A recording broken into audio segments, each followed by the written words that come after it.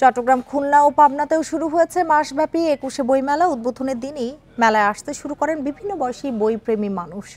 খুলনায় সরকারি গণগ্রন্থাগার প্রাঙ্গণে বইমেলা চলবে প্রতিদিন বিকেল ৩টা থেকে রাত ৯টা পর্যন্ত, আর ছুটির দিনে শুরু হবে বেলা ১১টা থেকে। এবারের আয়োজনে শতাধিক বইয়ের স্টল রয়েছে। চট্টগ্রামের সিটি কর্পোরেশনের উদ্যোগে এম.এ. আজিজ জিমনেশিয়াম চত্বরে মাসব্যাপী অমর ২১শে বইমেলা শুরু হয়েছে। মেলায় এবার ১১০টি প্রকাশনা সংস্থা অংশ নিয়েছে। পাবনায় বেলুন ও পায়রা উড়িয়ে বইমেলা উদ্বোধন করা হয়।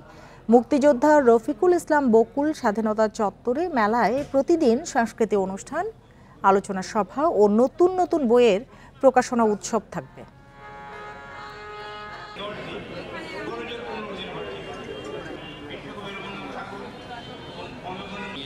সবাই